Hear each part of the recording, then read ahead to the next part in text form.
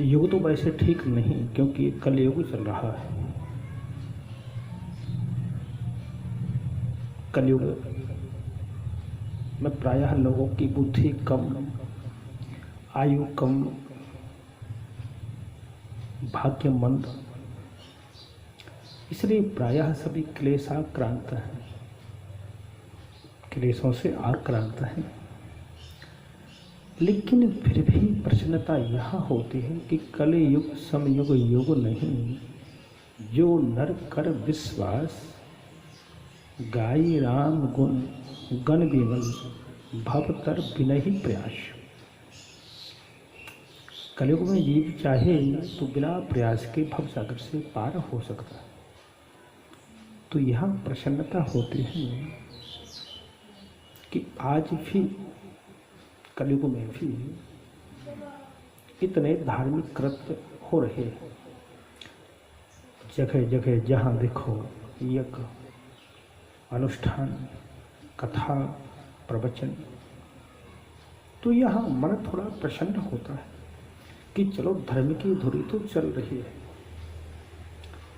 जो सनातन धर्म अनादिकाल से चला आ रहा है, वो आज पालित है, सिंचित है।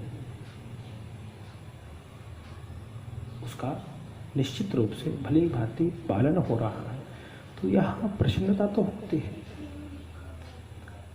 लेकिन हर समय हमें सुधार के लिए अपना कदम बढ़ाना चाहिए। हमारी उन्नति हो, तरक्की हो, वो विचार हमें अवश्य करना चाहिए। प्रसन्नता तो यूं कि आज देखो प्रयागराज में माघ का मेला प्रतिवर्ष लगता है। तो मैं जब सर्च कर रहा था अपने मोबाइल फोन पर, तो वह प्रकांड विद्वानों की कथाएं भी चल रही हैं। संत महंत त्रिवेणी का सेवन भी कर रहे हैं और वहाँ भक्तों के लिए मार्गदर्शन भी दे रहे हैं। प्रति वर्ष माघ के महीने में कल्पवासा होता है। तो परम आदरणीय श्रद्धेय डॉक्टर श्री श्याम सुंदर पाराशर जी महाराज प्रतिवर्ष कथा श्रवण कराने जाते हैं। तो उनकी कथा वहाँ चल रही है।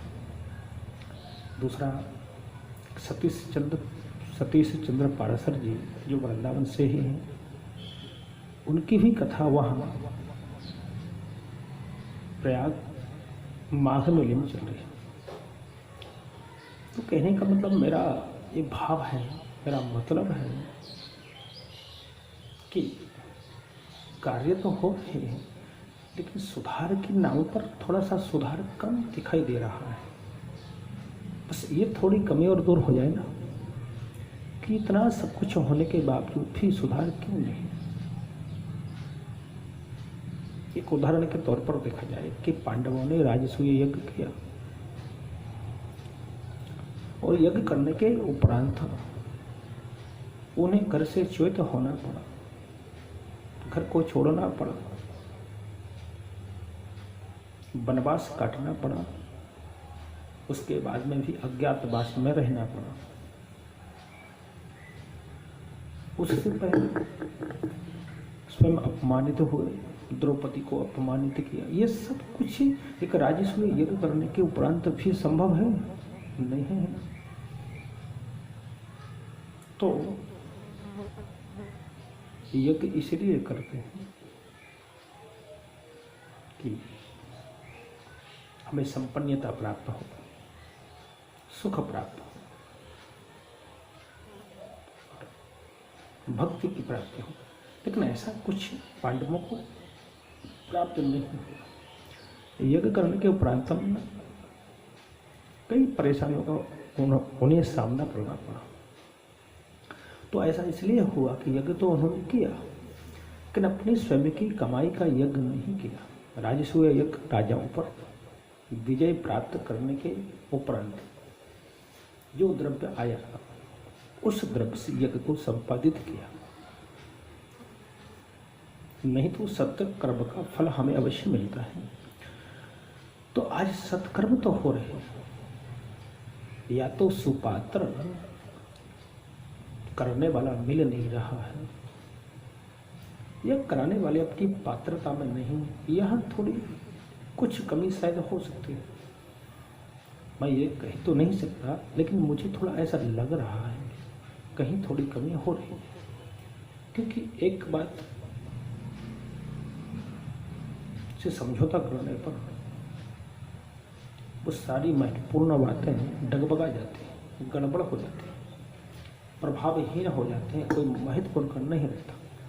उदाहरण के तौर पर हम देखेंगे कि दान का जहां तक सवाल आता है कि दान किसको दिया जाए, तो दान के लिए सुपात्र दानात् च भवेत् धनाढ्यो हो। किसी सुपात्र को, किसी सतपात्र को निश्चित रूप से हम जब दान देते हैं, दाता यदि सतपात्र को दान दे तो सुपात्र दानात् च भवेत् धनाढ्यो हो, तो सुपात्र के दान से धन की अभिवृद्धि होती है और धन प्रभावात् च करोति पुण्यम, उस धन के प्रभाव से वो पुण्य करता है, धार्मिक कार्यों को संपादित करता है और पुण्य प्रभावात् स्वर्गलोकवासी, उस पुण्य के प्रभाव से उसको स्वर्ग आदि लोकों में वास मिलता है। और पुनर्धनाढ्यो हो पुनरेव भोगी, और जब वो उसके पुण्य वहाँ छीन हो जाते हैं, मृत्युलोक में जब वो जन्म लेता है तो किसी धर्मात्मा के यहाँ, पुण्यात्मा के यहाँ, धनवान के यहाँ जन्म लेता है और उत्तम उत्तम भोगों को भोगता है। केवल एक सुपात्र को दान देने से पात्र की विशेष महत्ता है। पात्र हमेशा अच्छा होना चाहिए। पात्र माने बर्तन, मान लो कोई बर्तन फूटा है, आपने जल भर दिया तो निकल जाएगा ना जल, उसमें रहेगा नहीं। अब पात्र यदि सुव्यवस्थित है, छिद्र आदि नहीं है, तो द्रव्य आप जो भरोगे जो का तो उसमें भरा रहेगा। तो पात्र सही होना चाहिए।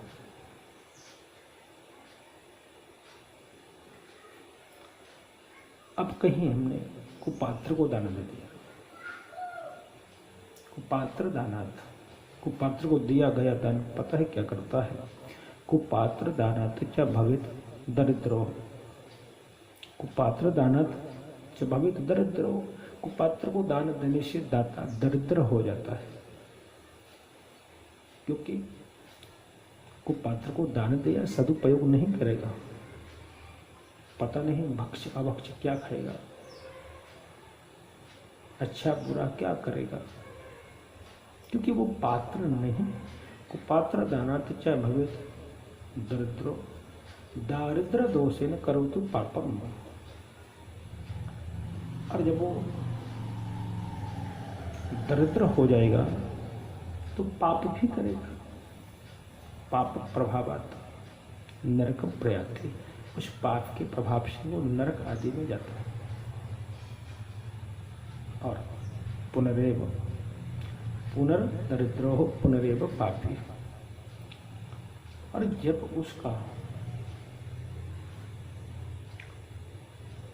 पापों को भोगने के उपरांत मृत्युलोक में जन्म होता है तो दरिद्री के यहाँ, धनहीन के यहाँ, पापी के यहाँ जन्म लेता है और अपने पापों की सजा को भोगता है। तो हर हमेशा चयन सुपात्र करना चाहिए। तो पात्रता का विचार कहीं करें तो शायद ये कमी, ये क्षति जो है उसकी पूर्ति हो सकती है। जिसे शासन का नियम है, चाहे वो केंद्र शासित बात हो चाहे राज्य शासित बात हो, तो नौकरी की बात आती है तो वहाँ पात्रता देखी जाती है कि नौकरी का आवेदन करने वाला आवेदक पढ़ा लिखा है कि नहीं, उसके पास डिग्रियां हैं कि नहीं। उसके बाद जब वो पेपर देने जाता है तो उसमें अनुत्तीर्ण है या उत्तीर्ण है, तदुपरांत उसको नौकरी मिलती है। ऐसे ही पात्रता का कहीं विचार होना शुरू हो जाएगा।